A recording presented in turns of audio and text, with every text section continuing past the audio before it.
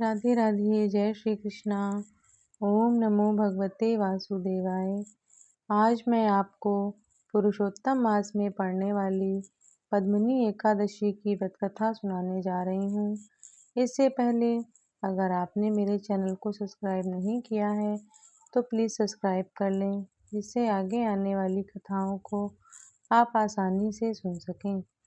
सनातन धर्म में पुरुषोत्तम मास, अधिक मास, मल मास का विशेष महत्व है।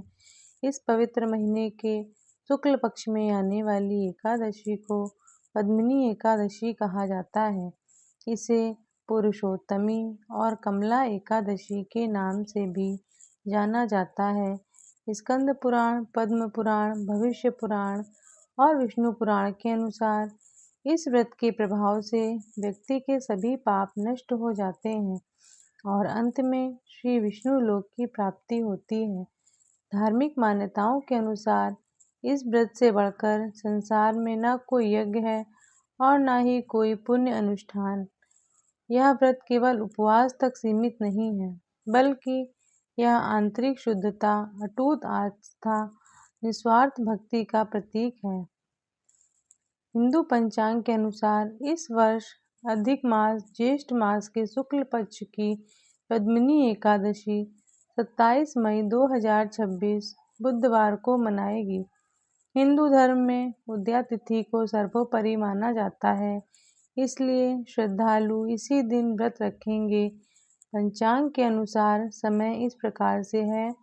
एकादशी तिथि का प्रारंभ 26 मई 2026 मंगलवार सुबह 5:10 से शुरू हो जाएगी एकादशी, और एकादशी का समापन 27 मई 2026 बुधवार को सुबह 6:21 तक रहेगा। उदया तिथि के अनुसार व्रत 27 मई 2026 दिन बुधवार को रखा जाएगा। व्रत का पारण का शुभ समय है 28 मई 2026 गुरुवार को सुबह 5:25 से 7:56 तक रहेगा। व्रत का पूर्ण लाभ उठाने के लिए पारण हमेशा शुभ समय के भीतर ही किया जाना चाहिए। हरिवासर की अवधि में पारण करने से बचना चाहिए। आइए जानते हैं क्यों खास है पद्मिनी एकादशी। पद्मिनी एकादशी की सबसे अहम विशेषता यह है कि यह पुरुषोत्तम मास में पड़ती है, जिस कारण प्रत्येक 3 वर्ष में एक बार ही पद्मिनी एकादशी का संयोग बनता है। अधिक मास और एकादशी तिथि दोनों ही भगवान विष्णु को समर्पित हैं, इसलिए इस एकादशी पर की गई पूजा का फल भी अधिक मिलता है।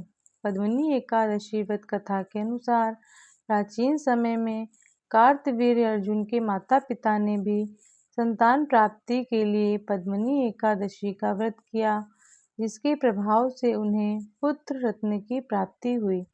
अधिक मास में पड़ने के कारण पद्मिनी एकादशी अधिक दुर्लभ और पुण्यदायी मानी जाती है। मान्यता है कि इस दिन विधि विधान से व्रत रखने और भगवान विष्णु की पूजा करने से पापों का नाश होता है और सुख समृद्धि का आशीर्वाद मिलता है। पौराणिक कथा के अनुसार श्री कृष्ण ने अर्जुन को पद्मिनी एकादशी व्रत की महत्ता बताते हुए कहा है, यज्ञ, तपस्या और तीर्थ से जो पुण्य मिलता है वह अकेले पद्मिनी एकादशी व्रत से प्राप्त हो जाता है। पद्मिनी एकादशी की कथा त्रेता युग से जुड़ी हुई है। इसका संक्षिप्त विवरण इस प्रकार है।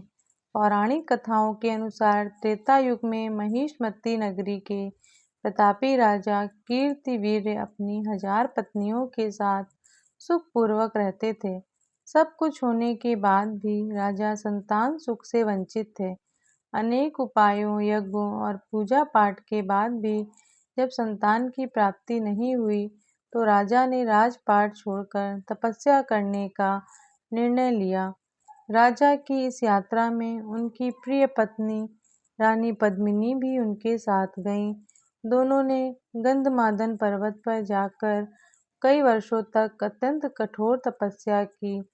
रानी पद्मिनी की अखंड भक्ति और कठिन तप से प्रसन्न होकर सती माता अनसुईया उनके समक्ष प्रकट हुईं। माता अनुसुईया ने रानी को संतान प्राप्ति के लिए अधिक मास पुरुषोत्तम मास के शुक्ल पक्ष में आने वाली एकादशी का व्रत करने की सलाह दी। माता के निर्देशानुसार राजा और रानी ने पूर्ण श्रद्धा और निष्ठा के साथ विधि विधान के साथ इस एकादशी का व्रत किया। व्रत के पुण्य प्रभाव से भगवान विष्णु प्रसन्न हुए और रानी पद्मिनी ने 9 महीने बाद एक महापराक्रमी पुत्र को जन्म दिया। रानी के नाम पर ही इस व्रत का नाम पद्मिनी एकादशी पड़ा। धार्मिक और आध्यात्मिक दृष्टि से यह एकादशी मानव जीवन को एक बड़ा संदेश देती है। यह व्रत हमें सिखाता है कि कठिन से कठिन समय में भी ईश्वर के प्रति अटूट आस्था बनाए रखनी चाहिए। यह एकादशी सांसारिक मोह माया और भौतिक सुखों से ऊपर उठकर भगवान विष्णु के चरणों में खुद को पूरी तरह से समर्पित करने का मार्ग प्रशस्त करती है। अगर आपको मेरी ये कहानी पसंद आई हो तो प्लीज़ मेरे चैनल को लाइक, शेयर, सब्सक्राइब करना ना भूलें। राधे राधे। ओम नमो भगवते वासुदेवाय।